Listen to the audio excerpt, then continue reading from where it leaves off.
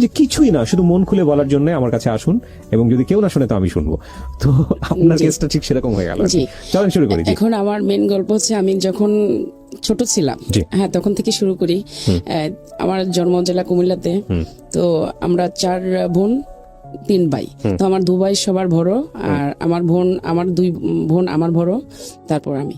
তো আমার বাবা ছিল একদম মানে রাজতন্ত্রের ছিল না, তার মধ্যে মোটামুটি কম ছিল না। কি ছিল মানে রাজার মতো? হ্যাঁ, ওরকম ছিল না, তার মধ্যে কম ছিল না, মানে দেশের মধ্যে রাজার মতো ছিল না। মানে আর আমাদেরকে এরকম ভাবে মানে তৈরি করছে যে সবার পড়াশোনা এবং আমাদের স্বাচ্ছন্দ্য এবং চলাফেরা, মানে ওনার এরকম ভাবে চলাফেরা করছে যে আমি 8-10টা বাবার মধ্যে পাই না। দেখো না, কয় ভাই বোন ছিলেন আপনারা? আমরা 7 ভাই বোন। আপনি বড় সবার? না, আমার বড় মানে 2 বোন 2 ভাই। আচ্ছা। তো এখন বড় ভাই থাকলে ঘরের মধ্যে যে আদরের দুলালি হয়, মানে আর ঘরের মধ্যে সবচেয়ে আদরের দুলালি আমি। তো ওইরকম ভাবে বেড়ে উঠছি। যখন আমি স্কুলে ভর্তি হয়েছি, তো আমি পড়াশোনাতে খুব মেধাবী ছিলাম। হ্যাঁ, তো স্কুলে আসা যাওয়ার সময় আমার ভাই এবং বড় খুব কেয়ারফুল, মানে আমাকে নিয়ে। চঞ্চল ছিলাম এবং ভীতুও ছিলাম। মানে একটা অন্যায় করলে সেটা অনেকটা মানে ভীতুর মতো কাজ করতো, যে সেটা আমি অন্যায় করছি নিজেকেই ফিল করতাম। তো এরকম করে যাক আমার শৈশব কাটলো। যখন আমি ক্লাস 7-এ পড়ি, তখন আমাকে রাঙামাটিতে নেওয়া হচ্ছে। মানে আমার বড় ভাই যাকে পরিচয় দিইনি, সে সেনাবাহিনীতে ছিল এবং মেজর ছিলেন। তো এখন আমি যখন রাঙামাটিতে চলে গেছি, ওখানে যাওয়ার পরে আমাকে ভর্তি করাবে, তো কোনো কারণে আর ভর্তি হয় নাই, চলে আসছি। চলে আসার পরে আমি গ্রামে ওখানে ছিলাম, তো অনেক হেভি লম্বা চূড়া মোটা কাটা, মানে একদম যেরকম হয় একটা মেয়ে উপযুক্ত হওয়ার জন্য, তো হয়ে গেছি। এখন আসার পরে সবাই বিয়ের জন্য মানে তাকাচ্ছে যে বিয়ে করাবে, মানে আমাকে বিয়ে দিবে। তো একটা ছেলে সেনাবাহিনীতে জব করে। কোন ক্লাসে পড়েন তখন আপনি? তখন আমি ক্লাস 7-এ মাত্র। হ্যাঁ, মানে বারণ তো ছিলেন এই কারণে। হ্যাঁ, তো ক্লাস 7-এ যখন পড়ি, আমি খুব চঞ্চল ছিলাম, বৃষ্টিতে মানে না ভিজলে নয়। তো আমার ভাইস্তা এবং আমি খুব তড়িহড়ি করে মানে দৌড়াদৌড়ি করতাম। এক ভাই আমাকে দেখে খুব ওর ইচ্ছে হচ্ছে যে আমাকে ওর সঙ্গে নিয়ে বানাবে। পরে আমার ভাবিকে প্রস্তাব দিল যে ওকে আমি নিব। পরে বলছে যে ক্লাস 7-এ পড়ে ছোট্ট একটা মেয়ে, এখন তো ওর বড় বোনও আছে, এবং আমার বড় বোন বিয়ে হয়ে গেছে, শুধু আমি সিরিয়াল। তো বলছে যে এখন আমি বলতে পারবো না, আমার শ্বশুর শাশুড়ি তারা জানে। তো পরে আমার আব্বা গেল, যাওয়ার পরে, কারণ ছোট মেয়ের বিষয়ে এগুলো বলা উচিত না, তো পরে আমাকে গ্রামে পাঠিয়ে দিল। হ্যাঁ, তো তখন আমি রাঙামাটিতে থাকতেন কেন? আমার ভাইয়ের সাথে পোস্টিং ওখানে। আপনি থাকতেন শুধু ভাইয়ের সঙ্গে নাকি সব পুরো ফ্যামিলি? না, মানে ফ্যামিলি আসা যাওয়া করতো, মানে আমি ছিলাম। আপনি থাকতেন ভাইয়ের সঙ্গে? ভাই তখন বিবাহিত ছিল? হ্যাঁ, মানে ভাইস্তাও ছিল। ও আচ্ছা আচ্ছা। হ্যাঁ, তারপর এখন ওখান থেকে এসে যখন আবার ক্লাস 9-এ ভর্তি হয়েছি, এসএসসি দিব আমার কুমিল্লা থেকে, 9-এ ভর্তি হয়েছি। এখন বিয়ের গ্রামের অঞ্চল তো বুঝতেই পারছেন, এদিক সেদিক থেকে বিয়ে আসা শুরু হচ্ছে। এদিক সেদিক থেকে বিয়ে মানে আমার ঘরে আসেনি। যে লোকটা পছন্দ করছিল ওটার নাম কি? ওর নামও আমি জানি না, কিন্তু অনেক দূর থেকে আমার ভাবির কাছ থেকে শুনছি যে ও ভাই আমি পার্সন ছিলেন। হ্যাঁ, আচ্ছা, সেনাবাহিনীতে জব করতে। মানে আমাকে উনি ফার্স্টে দেখতে আসছে যে আমাকে বিয়ে করছে, ঠিক আছে। তো উনি ফার্স্টে দেখতে, ওনার ভাই আসছে, আমি ক্লাস পড়তে স্কুলে আসি, ক্লাসের মাঠে বসে বসে গল্প করতেছি। এমন টাইমে কেন যে আমার ভিতরে এই কথাটাই আসছে যে এখন যদি কারো গার্জিয়ান এসে বলে যে বিয়ের জন্য মানে ছেলে দেখতে আসছে, এখন আমারই আসছে। ওই জায়গাতেই মানে সেকেন্ডের মধ্যে আমার আব্বা যে হাজির। তো সবাই হই হই করে মানে হাসতেছে, তোর বাবা চলে আসছে, তোর বিয়ে আসছে। আমাকে যা কেন যে আসছে দেখি। পরে এগিয়ে গেছি, কি হিসাবা কয় তোমার মা অসুস্থ, চলো বাড়িতে। আর এন্দা মানে বাড়িতে মেহমান বসায় রাখছে, মানে আমাকে দেখতে আসছে। তো তারপর বাড়িতে এসে দেখি যে এই অবস্থা। রিক্সাতে বাজার টাজার, বলছি যে এত বাজার এত আম্মা অসুস্থ, বাসায় চলো, তারপরে দেখবে। পরে বাড়িতে আসছি, আসার পরে দেখি যে তারা একদম বিয়ের ধুমধাম, ঠিক আছে। তখন দেখে চলে গেছে। পরে আমার আম্মা আমাকে প্রশ্ন করছে, পরের দিন স্কুলে যাচ্ছি, তখন ড্রেসিং টেবিলের সামনে আম্মা প্রশ্ন করতেছে যে তুমি কি বলো। আমি বলছি যে আমার ফার্স্ট মানে হচ্ছে আমার পরীক্ষা, আমি সাপ্টার মনে করি আমার পরীক্ষাটা, পরীক্ষা দিব, এসএসসি পাস করব, তারপরে আমি ইন্টার যাব, তারপরে এটা তোমাদের মানে ডিসিশন। আমি ইন্টার পাস করার পরে তোমাদের ডিসিশন। তো আমার আম্মার ইচ্ছে ছিল যে আমাকে মানে পড়াশোনা করাবে। তো আমার আব্বার একটাই কথা যে আমি বিয়ে দিয়ে দিব, ঠিক আছে। তো বিয়ে দিয়ে দিব। এখন ওদের সাথে ফয়সালা সেলিম দেশের বাইরে থেকে আসছে, সৌদি থেকে, মানে স্বর্ণগয়না দিবে। ঠিক আছে। তো স্বর্ণগয়না দিবে, তার জন্য আমাকে মানে বিয়ে আমার বাবা দিয়েই দিবে।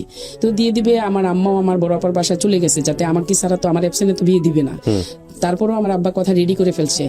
এদিক দিয়ে ক্যান্টনমেন্টে আবার কোয়ার্টার পাইছে, আমার ভাই টেলিগ্রাফ পাঠাইছে যে আমি ইবাকে আর মানে আমার ভাবির কথা বলছে যে ওকে নিয়ে আসবো। আমি কোয়ার্টার পেয়ে গেছি। তো এখন আব্বা টেলিগ্রাফকে গুরুত্ব না দিয়ে বিয়া একদম ফাইনালি সেপ্টেম্বরের 5 তারিখে অলরেডি ডেট ফেলে দিছে এই 93-তে। তো বড় ভাই গেল, যাওয়ার পরে বলতেছে যে আমি তাদেরকে বৃহস্পতিবারে নিয়ে যাব। হ্যাঁ, পরে বললো যে না, ওর বিয়ে ঠিক হয়ে গেছে, তুমি আসতে হবে। কেন বিয়ে ঠিক হয়েছে মানে একটু বাচ্চা কেন বিয়ে দিবেন? পরে আমার ভাই মানে খুব করে চলে আসছে। 1 মাসের টাইম ছিল আর কি হাতে বিয়ের। পরে বিয়ে হয়ে গেল, আমার ভাইও গেল বিয়ে টিয়ে হয়ে। এখন ওদের বাড়িতে যাওয়ার পর কথাবার্তার মধ্যে ছিল যে আমাকে পড়াশোনা করাবে, ঠিক আছে। তো এখন পড়াশোনা আর করাবে না, ও দেশের বাইরে বিয়ের 7 দিন। আপনার বিয়ে হয়েছে? হ্যাঁ, বিয়ে হয়েছে। সেপ্টেম্বরের 5 তারিখে আমার 93-তে বিয়ে হয়েছে। তো আমাকে ও 3 মাস 7 দিন পর দেশের বাইরে চলে যাবে। এর মধ্যে কথা চলতেছে যে ছেলে কি করতো? দেশের বাইরে থাকতো। ছেলে দেশের বাইরে থাকতো? কোন দেশে থাকতো? সৌদিতে। আপনার চেয়ে বয়সের ডিফারেন্স কত ছিল? প্রায় 20 থেকে 15।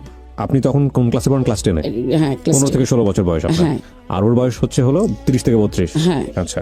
তো তখন আমি বলছি যে আমি পড়াশোনা করব, আমাকে মানে ওরকম ভাবে মানে ঘরে বলা হোক যে না, রুবি এখানে থাকবে না, সরি এবার থাকবে না, আমি করব। হ্যাঁ, পরে ওরা কি করলো, মানে পড়াশোনা করাবে না।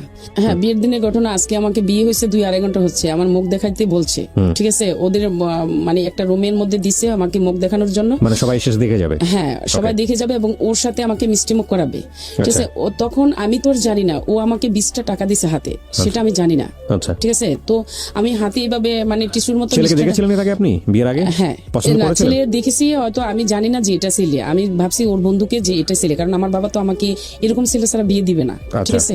তারপরে বিয়ের দিন দেখছি যে না, যখন বরযাত্রী আসতেছে যে এই ছেলের কাছে আমি কিভাবে কবুল বলবো, তখন আমার মাথা এলোমেলো হয়ে গেছে। কেন? কারণ এই ছেলে দেখতে একদম আনস্মার্ট এবং আপনার পছন্দ হয়নি, সোজা বাংলা হচ্ছে। তো তারপরও যাক, আমি মেনে নিচ্ছি, চলতেছি। এখন আমার যখন আমাকে মুখ দেখাতে দিছে, ও 20টা টাকা যে আমার হাতে দিচ্ছে সেটাও জানি না, 5 লাখ টাকা সেটাও জানি না, ঠিক আছে। ও আমাকে 20 টাকা হাতে দিয়ে ও আমাকে বলতেছে, মানে নানান মন্তব্য প্রশ্ন করতেছে, যেটা প্রথম দেখাতে হয়। তো আমি চুপচাপ বসে আছি। যখন ফজরে আজান দিছে, ও আমার পিছনে একটা লাথি দিয়ে একদম হামাগুড়ি দিয়ে আমাকে ফেলে দিয়ে চলে গেছে 20টা টাকা হাতে থেকে নিয়ে, ঠিক আছে। মানে বাসর রাতের গল্প বলতেছেন আপনি? না, প্রথম দিন, মানে বিয়ের প্রথম দিন রাত্রে।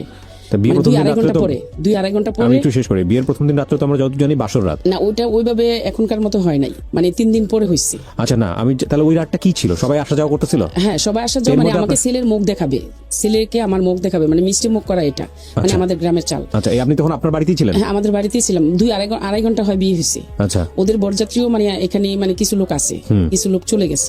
তো তখন আমাকে মানে আপনাকে আলাদা রুমে কথা বলতে দিছে। তো সবাই মিলে মিষ্টি খাওয়াবো। তো আমাকে ও 20টা টাকা হাতে থেকে টান্দা নিয়ে পিছনে একটা লাথি দিয়ে মানে আমাকে একদম হামাগুড়ি দিয়ে ফেলে দিছে। আমি তো কেন এটা করলো আমি নিজেও জানি না সত্যি, কারণ ওর তো 2.5 ঘন্টা হচ্ছে বিয়ে হয়েছে, ওর সাথে তো আমার কোনো আগেরও কথা নেই, এখনো কথা কিছু জিজ্ঞেস করতেছিল যে অ্যানসারটা এরকম জিজ্ঞেস করতেছিল? আমি কিছুই জিজ্ঞেস করি নাই। না, ও জিজ্ঞেস করতেছিল কিছু? ও আমাকে মানে বলছে যে এখানে শো, মানে এটাই বলছে। ও আচ্ছা আচ্ছা, আমি তো এগুলো তো আমার কমন নেই বা আমি এগুলো বুঝি না। হ্যাঁ, তো পরে ও আমাকে হামাগুড়ি দিয়ে ফেলে দিয়ে তো দরজা খুলে চলে গেছে। পরে আমি আমার খালাতো বোনকে বললাম যে এটা কি করলো, মানে এটা কেন হলো? পরে বলছে চুপ, বা মানে বাসা বড় মানে প্রায় ওদের বাড়ি আমাদের বাড়ি, আমার আপুদের বরযাত্রীও ছিল, মানে 1500 মানুষ। বলছে যে সবাই শুনবে, চুপ, আমি এটা পরে দেখছি। এই কথা বলে এখন উনি শেষ করে ফেলছে এখানে।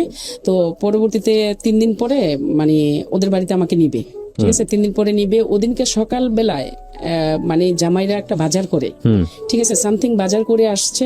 এসে তারপরও আমাকে বলছে যে ও ঘুমাইতে বলতেছে আমি একটু ঘুমাবো। তো ঘুমাইলে ঠিক আছে, তুমি এই ঘরে একটু ঘুমাও। এখন আমাকেও দিছে, কয় ও ঘরে একটু যা। তো আমি ওখানে গেছি। যাওয়ার পরে আমি খুব সুন্দর করে ওদিনকে সেজেছি, মানে একটা বাটিকের মধ্যে মিষ্টি কালার একটা কাপড় পরেছি এবং সব গয়না টনা পরে খুব সুন্দর করে সেজেছি। তারপর উনি আমাকে আমার চেহারার দিকে না তাকিয়ে, উনি আমাকে কোনো অন্যরকম উইশ না করে, হ্যাঁ, উনি আমাকে, ওনার ওয়াইফ, উনি আমাকে জড়িয়ে ধরতে পারতো। উনি আমাকে কি বললো যে আমাদের বাড়িতে আজকে যাবে, যে নেকড়াটা সহকারে যে আমাদের বাড়িতে নিয়ে যাও। ন্যাকড়া কি জিনিস? মানে একদম ফার্নিচার থেকে ধরে টোটাল একদম মানে কিচেনের ন্যাকড়া পর্যন্ত যে আমি তাদের বাড়িতে নিয়ে যাই। আচ্ছা, আমি একদম তখন কথা ছিল যে আমরা ভেঙে ওকে নিয়ে যাব, একটা টাকার কিছু আপনারা দিবেন না, বা খরচও আমরা বরযাত্রী খরচ আমরা দিব। তারপরেও আমার আব্বা আমাকে গুলটে দিছে এবং মানে সম্মানের জন্য এবং খানার খরচ আব্বা করছে। এখন এইভাবে বলাতে আমি একদম ভেঙে পড়ছি, আমি কান্না করতেছি। পরে সবাই চলে আসছে, ও বের হয়ে গেছে। পরে বলতেছে কি হয়েছে, ও কান্না করতেছে কেন? ওর হয়তো আমাকে পছন্দ না সেজন্য। হ্যাঁ, পরে আমি বললাম যে না, মানে ও আমাকে মুখটা চেপে দিয়ে পরে চলে গেছে। তো আমিও ওর সম্মানের দিকে তাকায় আর কিছু বললাম না, ঠিক আছে না বলে আমি ওদের বাড়িতে গেছি। বাড়িতে যাওয়ার পর থেকে দেখি যে মানে গ্রাম অঞ্চল এটা ওটা বলা হচ্ছে। তো তারপরের দিন আমার 2 দিন পরে আবার আমাদের বাড়িতে আসছি। আসার পর মানে খুব সিনক্রেট করে যে তুমি এখন যে আমাদের বাড়িতে যাবে তো মালামাল সবকিছু নিয়ে যাবে। তো আমি ওনাকে, এটা আমার হাজবেন্ড বলে। বিয়ের কয়দিন পরের ঘটনা? বিয়ের এটা 5 দিন পর। 5 দিন পরে আপনাকে মালামাল সব নিয়ে যেতে বলতেছে? মানে কি আপনার বাসায় মালামাল কি ছিল? আর মানে আমাদের মা এখান থেকে ফার্নিচার দিয়ে দেওয়ার কথা উনি বলতেছে, কিন্তু বিয়েতে কথা ছিল না যে যৌতুক, সোজা কথা যৌতুক, কিন্তু কথা ছিল না যে যৌতুক ওনাকে দিবে। তারপরে এখন আমিও নীরবে একদম নীরবতা পালন করতেছি যে এখন আমি কি করব, আমার আব্বা কি প্রশ্ন করব, মানে কিভাবে করব, বা এখন ওনাকেও আমি কিভাবে কি বলবো। তো আমি নীরবতা পালন করতেছি। এর মধ্যে 8 দিন হচ্ছে মানে আজকে বিয়ের, আমাকে রেখে উনি টঙ্গী কলেজ গেট চলে আসছে। টঙ্গী কলেজ গেট চলে আসছে, আসার পরে 3 দিন পর আবার গেছে। তো আমি ওদের বাড়িতে যাব, উনি আজকেও আমার সাথে ওনাদের বাড়িতে যাবে না, ঠিক আছে, উনি ঢাকা চলে আসবে। টঙ্গী কলেজ গেট আসছে, তো আমি জানি যে উনি ঢাকা আসছে, ঠিক আছে। তো উনি ওনার আবার বোনের জামাই কাস্টম অফিসার, ওদের বাসায় উত্তরা 7 নম্বরে, এখানে আসা যাওয়া হয়। তো এভাবে রানিং করতে করতে 3 মাস 7 দিন চলে গেছে। উনি বেশি সময়টা ঢাকা ছিল, আর আমার সাথে মানে ভেঙে থাকাতে প্রায় 15 দিন ছিল আমার সাথে। তো পরে আপনি ওর বাসাতে নাকি আপনার নিজের বাসাতে? আমি আমার শ্বশুর বাড়িতে এবং আমাদের বাড়িতে এইভাবে যাতায়াত।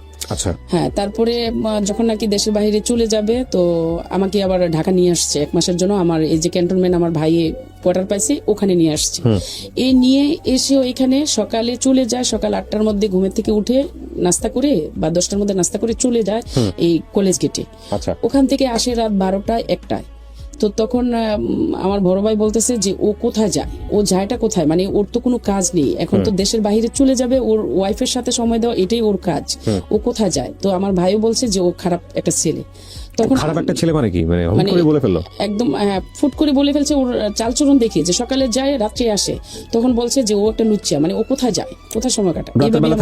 আপনার কাছে জি রাতের বেলা থাকতো না, খুব কম। আচ্ছা। তো তারপরে আমার ভাই মানে খুব কান্নাকাটি করতো যে আমার বোনটারে মানে আসলে আমার আব্বা কোথায় দিল। তো যাক, এরকম করে মানে পরবর্তীতে ও 3 মাস 7 দিন পর তো বাইরে চলে গেল। যাওয়ার পর ও আমার সাথে আর কোনো কন্টাক্ট নাই। এয়ারপোর্ট পর্যন্ত আমাকে নিয়ে শুধু একটা হাত নাড়া দিয়ে টাটাই দিয়ে গেল, আর মানে আর কোনো কিছুই না।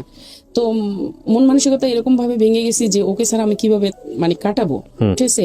আমি এরকম করে করে মানে ওর কথা ভেবে ভেবে দিনে রাতে 24 ঘন্টা মানে আমি শুধু ওর কথাই, আমার আর কোনো, আমার যে অভিভাবক আছে প্লাস আমার একটা লাইফ আছে বা আমার পড়াশোনার কথা আমি এখন ভুলে গেছি, মানে আমার মনেই আসে না যে আমি পড়াশোনা করবো। সবকিছু মিলে শুধু ওকে ভাবতে ভাবতে আমার মেন্টাল অন্যরকম হয়ে যাচ্ছে। চিঠির অপেক্ষা করি, তখন তো ফোন ছিল না, দেশের বাইরে চলে গেছে। হ্যাঁ, মানে দেশের বাইরে চলে গেছে। তখন আমি চিঠির অপেক্ষা করি।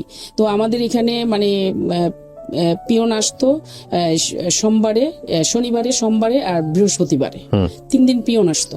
3 দিন পিয়নের মানে অপেক্ষায় থাকি যে আজ বুঝি মানে আমার চিঠি আসবে, ঠিক আছে। তো এরকম করে করে মানে দৌড়াইয়া মানে খালি এই বাড়িতে ও বাড়িতে যাই, তোমাদের চিঠি আসছে, হ্যাঁ আসছে। তো পিয়ন কোথায় গেল, চলে গেছে। পিয়ন চলে গেছে মানে তো আমার চিঠি, তোর চিঠি আসলে তো তোর দিয়ে যেত, আমার ভাবিরা এটা বলে। তো এরকম করে করে মানে 2 মাস চলে গেছে। 2 মাস ধরে অপেক্ষা করতেছি, আসে না। 3 মাস অপেক্ষা করছে, আসে না। 4 মাস অপেক্ষা করছে, আসে না। 7 মাস পরে গিয়ে একটা চিঠি আসছে। 7 মাস পরে চিঠি পাঠাচ্ছে।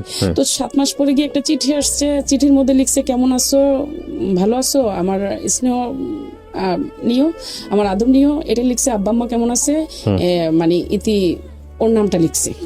পরে আর কিছু লিখলো না। আমি নীরবতা পালন করতেছি যে এটা কি, মানে এটা কি 7 মাসের অপেক্ষা। হ্যাঁ, পরের সপ্তাহে আবার চিঠি হলো আসছে, মানে দৌড়াইতেছি যে গ্রামে এরি ক্ষেত আছে না, অন্য পাড়াতে চলে গেছে পিয়ন, পরে করছে কি ওখানে গেছি যে আমার অপেক্ষা, যে ও আবার লিখছে যে আমি পরবর্তীতে চিঠি পাঠাবো, আমার হাতে সময় নাই। পরে করছি কি দৌড়ে আরেক বাড়িতে গেছি, যাওয়ার পরে এরিখের দিয়ে মানে হামুগুড়ি দিয়ে পড়ে গেছি, কাদার মধ্যে পড়ে গেছি। দৌড়াইয়া যায়, ও পিয়ন বলতেছে মামুনি তুমি দৌড়াইও না, আমি আসতেছি, আমি তোমার জন্য লুকোচুরি করে, মানে পিয়ন কি করতো, মানে বলতো যে আমি যে আসছি আপনারা গোপনে চিঠি পড়বেন, মানে আমাদের বাড়িতে প্রায় 20-25টা চিঠি দিয়ে যেত, বলতো যে গোপনে চিঠি পড়বেন, কিন্তু এই মানে আমার নাম ধরে বলতো যে ইবাকে জানাবেন না। হ্যাঁ, আমার মানে চিঠি আসতো আপনার বাড়িতে ঠিকই, কিন্তু মানে আমার হাজবেন্ডের চিঠি আমার হাতে আসতো না, কিন্তু আমার চাচাতো ভাইয়েরা মানে নানান জনে থাকতো, তাদের চিঠি আসতো। আমার হাজবেন্ডের আবার একটা চিঠি আসছে আমার কাকাতো বোনের কাছে। পিয়ন বলতেছে যে মামুনি তুমি দৌড়াইও না, তোমার চিঠি থাকলে মা আমি দিয়ে আসতাম। তো সবারও বলে রাখতো যে আমি যে চিঠি দিয়ে দিছি ইবাই যে কিছুতে না জানে। হ্যাঁ, এরকম করে মানে ও লুকোচুরি করে, যাতে দেখে কি না দেখে লুকোচুরি করে। মানে চিঠি আপনার হাজবেন্ড আপনাকে লিখতো নাকি আমারে লিখতোই না, আপনার লিখতো না অন্যজনকে লিখতো? হ্যাঁ, মানে আমাকে পোস্টই করতো না, আমাকে চিঠি মানে পোস্টই করতো না, বুঝছেন? তো আমার এক ঘরে বসে থেকে চুপে এক ঘরে বসে থেকে অমুক ঘরে অমুকের চিঠি আসছে যার যার ঘরে ঘরে দিয়ে আসতো। হ্যাঁ, আর আমার চিঠি নেই কোথায় দিবে? আমার কাকাতো বোনেরা অনেক কান্না করছে, কাকাতো ভাবিরা অনেক কান্না করতো, জ্যাঠাতো ভাবিরা অনেক কান্না করতো যে ওর একটা চিঠি নেই, নিজের হাতে লিখে যদি ও যদি চালু না হতো নিজের হাতে লিখে মানে চিঠি দিয়ে আসতাম। হ্যাঁ, তারপরে ওরা কি করলো, এরকম করে একদিন আমার কাকাতো বোনের কাছে একটা চিঠি আসছে। পরে বললাম ওনাকে যে কাকার চিঠি কার? তো ও কাকা আমার মুখের দিকে তাকাইয়া বলতেছে কি অন্য একটা ছেলের নাম দিছে, ওর চিঠি দিচ্ছে, মানে আমার হাজবেন্ডের চিঠি পাঠাচ্ছে ওর মেয়ের কাছে। ঠিক আছে, পরে চিঠিটা ওর মেয়ের দেনে কাকাই আমার সামনে পড়ছে মনে মনে। ঠিক আছে, তো আমি তো আর ওনার অ্যাড্রেসটা ওনাতে আইনা দেখতে পারি না, পারি নাই। তো পরে কি করলো, চিঠিটা মানে ওরা পড়ার পরে আমি ওখান থেকে কেঁদে কেঁদে চলে আসছি। ঠিক আছে, এরকম করে আমার কাটাইলাম 2.5 বছর। 2.5 বছর দেশে আসে নাই? না, দেশে আসে নাই। 2.5 বছর 7 মাস পরে যে একটা চিঠি আসছে, তার আবার 6 মাস পরে একটা চিঠি আসছে। এই দুটা চিঠি আসছে, এরপরে আরেকটা চিঠি আসছে। তো আমার এরকম করতে করতে আমার ব্রেনটা শর্ট হয়ে গেল। হ্যাঁ, আমি শুধু ঘুমের ওষুধ খাইয়া একদিন একদম মানে অজ্ঞান হয়ে গেছি। আপনি কি ওই সময় লেখাপড়া করতেন না? লেখাপড়া বন্ধ হয়ে গেছে? আমাকে বন্ধ করে দিয়ে গেছে পড়াশোনা। আচ্ছা, পড়াশোনা বন্ধ করে দিয়ে গেছে।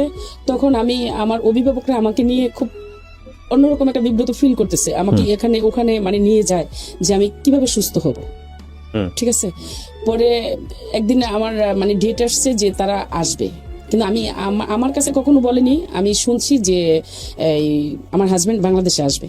তখন আমার হাজবেন্ড বাংলাদেশে আসবে এই কথাটা শুনে আমি যে কি আনন্দেতে, আমি সবারই বলে বলে বেড়াইতেছি যে দেখো এখন আমার সুদিন আসছে, মানে আমার হাজবেন্ড চলে আসবে, তোদের আসবে চিঠি আর আমার আসবে হাজবেন্ড, মানে এভাবে। তো সবাই বলে যে দাঁড়িয়ে পাগল রে পাগল, মানে ওর এখনো মানে লজ্জা শরম বলতে কিছু নেই, আর অল্প বয়সে মানে ওর এখনো কোনো ঘৃণা আসে না যে ওর হাজবেন্ড কেন ওকে চিঠি লিখে না, ওর কোনো ঘৃণা আসে না। তারপরে ও কি করলো, ওরা মানে ও আসছে, মানে সত্যি আমাকে জানে না, আর আমিও মানে ওর ভাই বোনও আমাকে বলে নাই যে ও আসবে।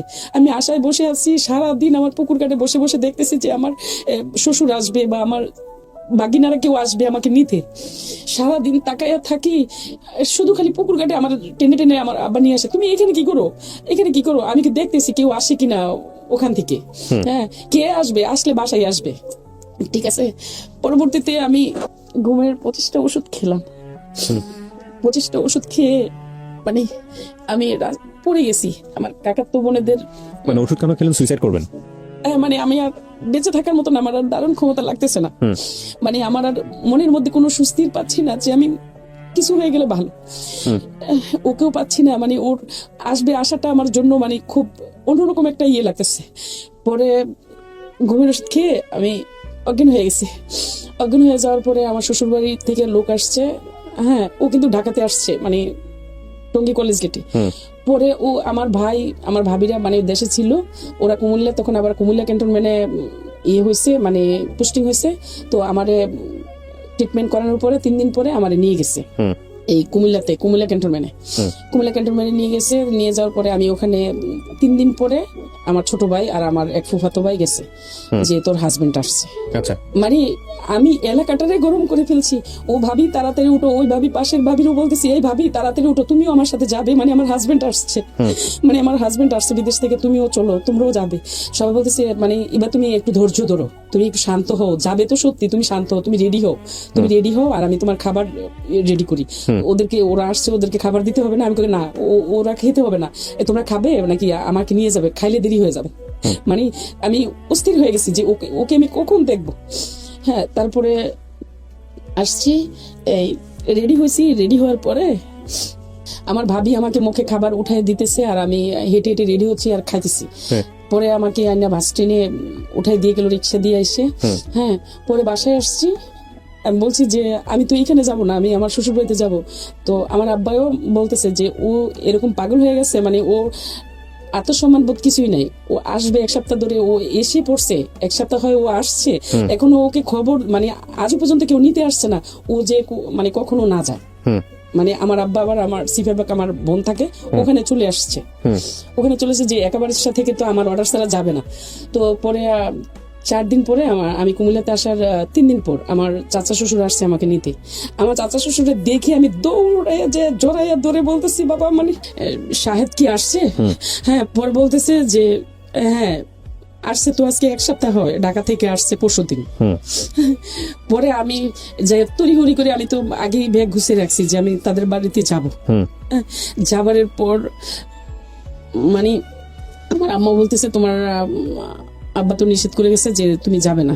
আমি গো তোরে নিষেধ, আমি তো বিয়ে বই না, আমার বাবাই তো আমাকে বিয়ে দিছে, তাহলে এখন কেন না করে যাবে? আমি যাব, ওকে দেখবো।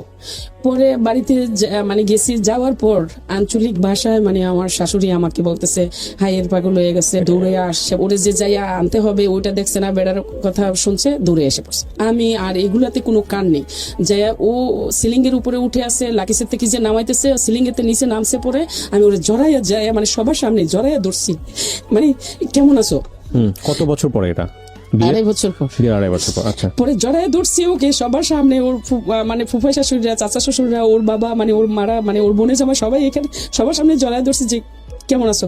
ও আমাকে ধাক্কা মেরে মানে ফেলে দিল, ধাক্কা মেরে ফেলে দিল। পরে আমি কি করলাম যে ওকে দেখছি না, মানে মনে হচ্ছে কি আমার অশান্ত মনটা একদম শান্ত হয়ে কলিজাটা একদম শীতল জায়গায় বসে গেছে যে ওকে দেখছি। পরে আমি বারবার উকি ঝুঁকি মারি যে আমি তো ওকে মানে ইয়ে করলাম, হ্যাঁ দেখছি তো, ও তো আর এদিকে আসে না। পরে আমার শাশুড়ি আমাকে রান্না করতে দিল, আমি রান্না করতেছি, আমার অস্থিরতা বেড়ে আবার যাচ্ছে যে ও কেন এদিকে আসে না, ও কেন এদিকে আসে না। হ্যাঁ, পরবর্তীতে ওকে কি করলাম, মানে ওর ভাগিনারে দিয়ে, মানে আমার ভাগিনার দিয়ে খবর দিছি যে তোমার মামাকে একটু আসতে বলো, তারপরও আসে নাই।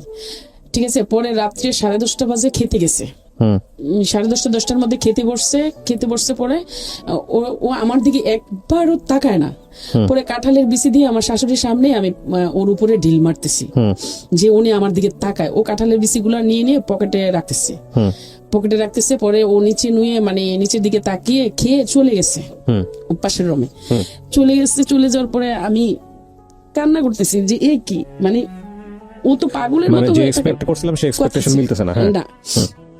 পরে ও যে 3 দিন মানে ওর 1 সপ্তাহ হয়ে আসছে, আইসা কলেজ গেটে মানে 3-4 দিন ওর মামির সাথে মানে রিলেশন ছিল ওর মামির সাথে, তো ওগুলো জানছি, ও তখন এগুলো জানা হয়ে গেছে। তারপরে ও কি করলো, মানে আমার দিকে তাকায় না, ও ওর মানে ওর বাবার রুমে চলে গেছে। ওর বাবার রুমে খাইয়াই যে ওর সব সময় এখনো এই কাজটা আছে, মানে খাওয়ার পরে ও গন্তব্যে ঘুমায় যাবে। তো ও করছে কি, ওর বাবার খাটে পড়ে ঘুমাচ্ছে আর আমি আমার জালের সাথে মানে শুয়ে আছি। তো শুয়ে আমার তো আর আমি 15 দিন 20-25 দিন ঘুমাইনি।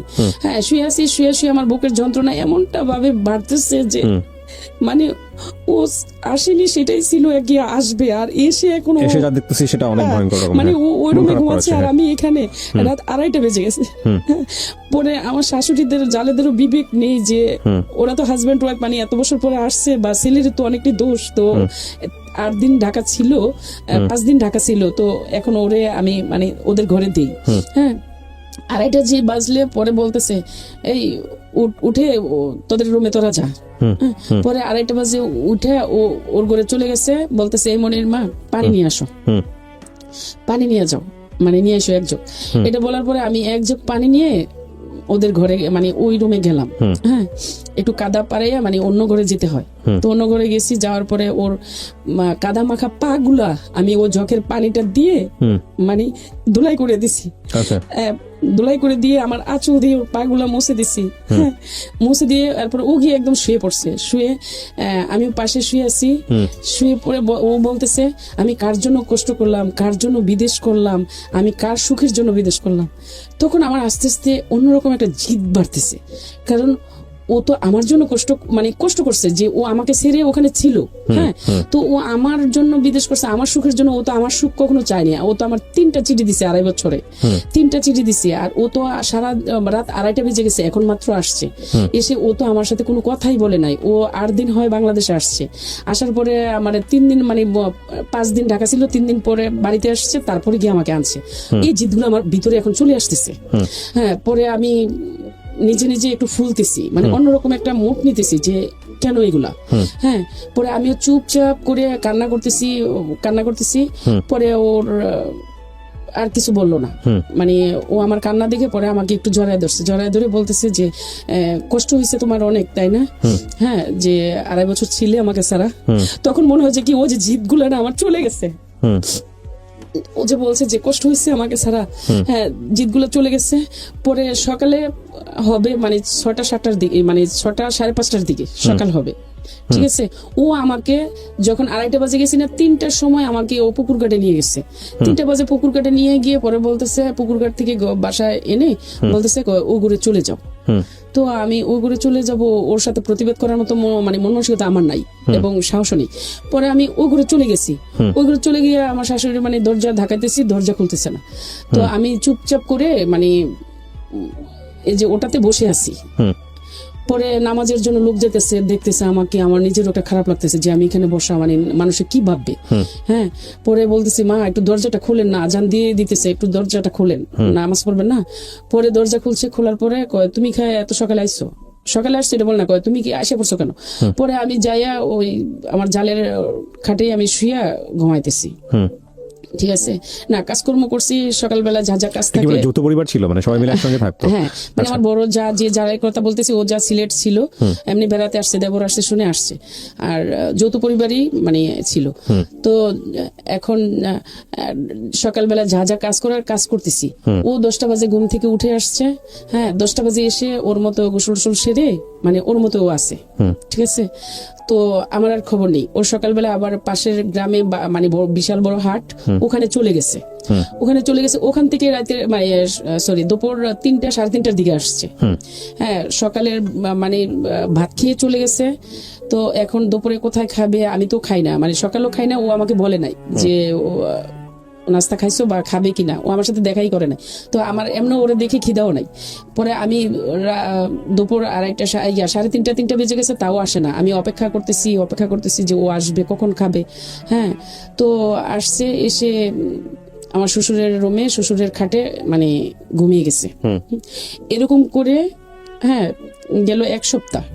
1 সপ্তাহ পরে আস্তে আস্তে একটু ফ্রি হওয়ার চেষ্টা করতেছি যে ওর সাথে আমার আমি যে হাহাকার করছি ওকে ছাড়া, ওর অ্যাবসেন্টে যে আমি কতটা কষ্ট পাচ্ছি সেটা আমি তো জানি। আমাকে ছাড়া তো আপনার বলতে গেলে ভালো লাগার পুরুষ বলতে গেলে জীবনে প্রথম ওই। এর আগে আমি এর আগে ছেলে একটা মেয়ের জীবনে আসে সেগুলো আমি কিছুই জানি না। আচ্ছা, this is very important point, এগুলো একটু খেয়াল করবেন। হ্যাঁ, তারপরে আমি ওকে এটা বলি ওটা বলি, এটাই আমার সাথে এরকম। আপনি যেটা বুঝতে পারছেন, আপনি একটা বুঝতেছেন যে ওকে আপনি যেভাবে চাচ্ছেন সেরকম না, আপনি ওকে অনেক ভালো আপন করে চাচ্ছেন, কিন্তু ও আলটিমেটলি ওর মধ্যে আপনি নাই, এর জিনিসটা আপনি বুঝতে পারছেন। হ্যাঁ, তারপরে ও কি করলো, এইভাবেই কথা বলে। আর ও আমার জন্য কিছু গুল্ট আনছে, ওই গুল্ট গুলো ওর মার হাতে দিছে, তো ওর মা আমাকে দেয় না। তো বলতেছে আমি তোমার জন্য কিছু গুল্ট নিয়ে আসছি, এটা আম্মার কাছে দিছি, তো আম্মা তো এখন একটু ব্যস্ত, পরে দিবে। তাই আমি সমস্যা না, আমার গুল্ট চাই না, আমি চাই তোমাকে, তুমি আসছো সেটা আমার জন্য সম্পূর্ণ চাও পাওয়া। আমি গুল্ট দিয়ে কি করবো, আগের গুল্টই তো পড়ি না। তো তারপরও দেখি যে ও ইমোশনাল হয়ে আমাকে একটা কিছু বলে না। আমি অনেকটা বোকা ছিলাম, এখনো ওরকম বোকাই, সরল মনের মানুষ আমি। তারপরে কি করলো, ও আমাকে বাড়িতে কাজ করতেছে, ওদের কিছু ফর্মালিটি কাজ ছিল, মেরামতের বিল্ডিং এর বাউন্ডারির, ওগুলা কাজ টাজ করতেছে। তো আমার পাশের গ্রামের লোক না এই টাঙ্কি, তারপরে ওয়াশরুম, কিচেন, এগুলা মানে তৈরি করতেছে ঘরের বাউন্ডারি। তো ওদের সামনে মানে সারা দিন আমি কাজ করতেছি, সকাল মানে 3টা বাজে প্রতিদিন কন্টিনিউ, মানে ঘড়ির বেল দিয়ে আমাকে 3টা বাজে উঠে পুকুর ঘাটে নিয়ে ওখান থেকে এনে তারপর কাজ করাবে। হ্যাঁ, সকাল মানে রাত 3টা থেকে আবার 12টা 1টা বেজে যায়, 1:30টা বেজে যায়। আমি ওর সাথে রাত্রে মানে আধা ঘন্টা 20 মিনিট সময় পাই। হ্যাঁ, তখন ও কি করে সারাদিন কাজ করে, তো ওই ছেলেরা দেখতেছে, মানে মিস্ত্রি ছেলেরা প্রায় 7 জন ছেলে, ওরা দেখতেছে। আবার ওর আমার রিলেটিভের মধ্যে পড়ে ওরা। আচ্ছা, হ্যাঁ, আমার এক কাজিনের মানে দেবর বাসুর ওরা।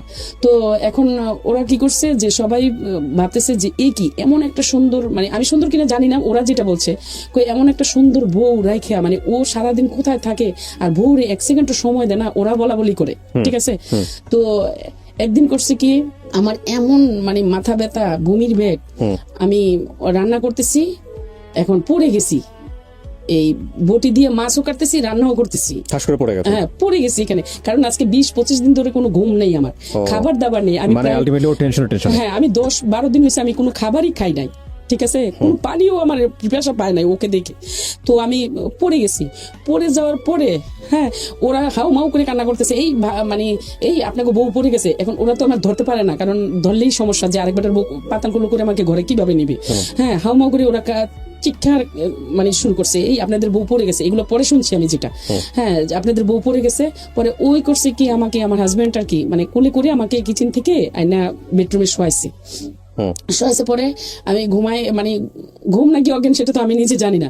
যখন নাকি জেগে গেছি, হ্যাঁ জাগনার পরে আমি বলতেছি আমি এইখানে কেন, রান্না হয়ে গেছে। তখন আমার শাশুড়ি বলতেছে তাই ঢং আর পছন্দ হয় না, তাই ঢং শুরু হয়েছে, বাহিরের থেকে একটা রড এনে আমার হাজবেন্ড, আর কোনো কথা নেই, উত্তম মানে 7টা লেবারের সামনে, বাড়ি বড় মানুষের সামনে উত্তম রড দিয়ে, আমি মাত্র ঘুম থেকে উঠে খালি বলতেছি আমি এখানে কেন, রান্না শেষ হয়ে গেছে। মানে রড দিয়ে ইচ্ছা মতন করে সমস্ত শরীরে ক্ষত বিক্ষত করে ফেলছে। আমি চিৎকারও করি না যে আমার নিজের প্র্যাকটিসের জন্য এই ফার্স্ট টাইম আমাকে মারতেছে। এবং আমার রিলেটিভ ওদের জন্য, মানে ওরা শুনবে। হ্যাঁ, বাড়ি ভর্তি মানুষ আপনার গায়ে হাত তুললো কিভাবে? বাকি সবাই কি করে? আপনারা খালি এইটাই মানে খেয়াল করবেন যে মানে ও কাজটা কি করতেছে। মানে তারপরে হাত তুললো কেন? হাত তুললো গায়ে মানে শুধুই আমি জানিও না কেন হাত তুললো। মানে আমি বললাম না যে আমি ঘুম থেকে উঠে মানে বলতেছি যে আমি এখানে কেন, রান্না কি শেষ? ঘুম ছিল এটা নাকি মানে সেন্সলেস ছিল? সেন্সলেস হয়ে গেছি। ও যে বললাম যে কিচেনে পড়ে গেছিলাম, আর সবাই বলতেছে যে বটিটার উপরে ভালো তো পড়ি না, বটিটাও এত বড় ছিল। আচ্ছা, এক বিশাল বড় বটি ছিল, যে বটিটার উপরে পড়লে তো একদম মানে বুক ছিঁড়ে মানে বটি পিঠ দিয়ে বের হয়ে আসতো। মানে সবাই এটা বলতেছে। তো পরে বলতেছে মানে এইভাবে বাইরে ও মানে ওর সদরে চলে গেছে।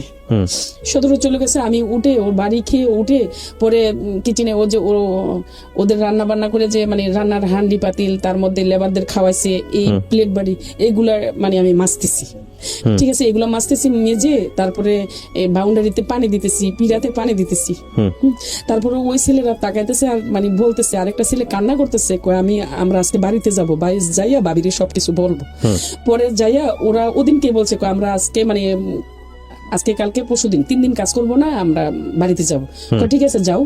বাড়িতে গেছে, যাইয়া সাইডে হ্যাঁ মানে আমার বোনকে বলছে, মামাতো বোনকে বলতেছে যে তাড়াতাড়ি আপনার মানে চাচারে যাইয়া মামারে যাইয়া ফুফারে যাইয়া বলেন যে মেয়েটারে গিয়ে নিয়ে আসতো। মেয়েটারে কি নির্যাতন করে আর করছে সেটা আমরা দেখি। ওর হাজবেন্ড না এটা জানোয়ার না কুকুর। কারণ ও মেয়েটা সারা দিন কাজ করে, সারা দিন 3 বেলা আমাদেরকে গরম রান্না করে খাওয়া, সকালে রুটি, দুপুরে ভাত, গরম ভাত রান্না বান্না, আবার রাত্রে গরম রান্না বান্না। হ্যাঁ, মেয়েটা সারা দিন কাজ করে, কিন্তু ওর হাজবেন্ডের চেহারা দেয় না। ওর হাজবেন্ডও আমরা দেখি না কখনো হাজবেন্ডের সামনে ও দাঁড়াই একটা কথা বলতে বা ওর বউর সামনে যাইতে, ওর হাজবেন্ডও দেখি না। তো ওরা করছে কি, বলার পরে আমার মামাতো বোনে আসছে আমাদের বাসায়, আইসা বলতেছে মানে আমারে ফুফুগো, মানে যদি রুবিরে বাঁচানোর হয়, মানে এবারকে বাঁচানোর হয় তাহলে তাড়াতাড়ি আপনারা ইয়েতে যান, মানে এবার শ্বশুর বাড়িতে যান, যাইয়া গিয়ে নিয়ে আসেন। পরে বলতেছে কি হয়েছে মা? এমন অবস্থা। আমার মামা তো বোনও কান্না করে, ইয়েরও কান্না করে। পরে আমার আব্বা গেছে, যাওয়ার পরে আব্বা বলতেছে তোমার নিতে আসছি। বাবা গেছে? হ্যাঁ। তো আমি বলছি যে এখন কি যাওয়া সম্ভব? যাব না।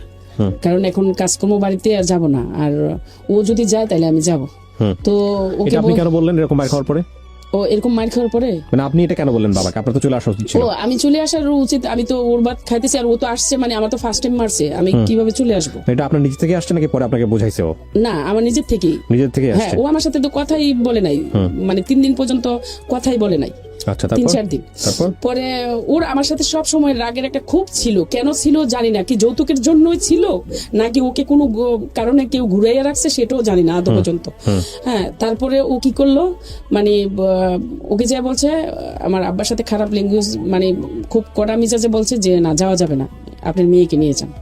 তখন আব্বা বলছে জামাই যাবে না, মানে তুমি যাবে, তোমার নিয়ে যাবো। মানে আব্বা যে এগুলো শুনছে সেটা তো আর আমি জানি না। হ্যাঁ, তো আমাকে নিয়ে যাবে। পরে আমি বলছি যে না আমি যাব না। কয় না তুমি এখানে থাকলে মারা যাবো। আমি কিসের মারা যাবো? কয় তোমার এরকম এরকম করে নাই। আমি কই না। কে বলছে আপনাকে? কয় আমরা সব শুনছি। পরে আমি যাই নাই।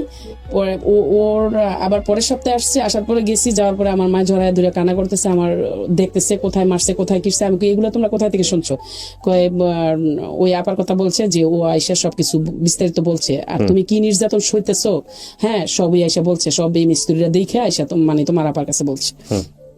পরে ও কি করলো, কাজ শেষ, ছুটি আনছে 6 মাসের, ঠিক আছে?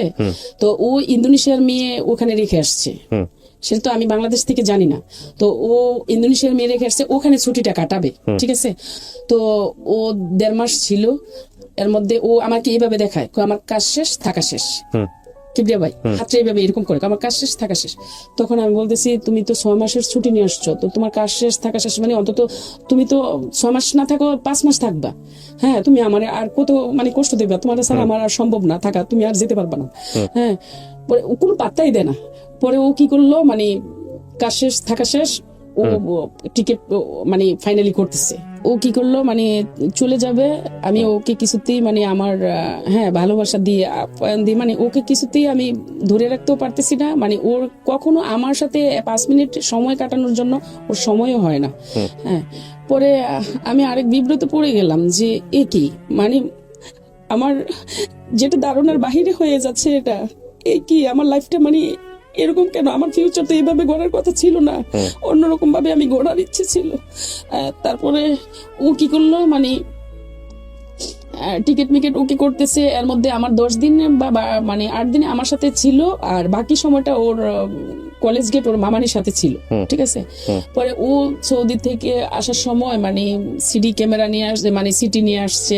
মানে আগে যে সিডি ভিডিও ক্যাসেট দেখতো না, বড় ক্যাসেট গুলা, ওই ভিডিও নিয়ে আসছে, মানে কি কি হাবিজাবি ওগুলো নিয়ে আসছে যে মানুষের যে ছবি দেখতে পারে, ওগুলা নিয়ে ওর কিছু ছবি নিয়ে আসছে ওর মামানির বাসায়। ও এগুলা 1 সপ্তাহ নিয়ে দেখছে, ঠিক আছে? শব্দগুলো মিউট করবেন। হ্যাঁ, তো পরে এগুলা ওখানে সময় কাটার আমাকে এসে সেই মানে মিজাজ দেখায়, পাউটি পায় প্রতিটা রাত, যেটা ভুলে গেছি বলতে।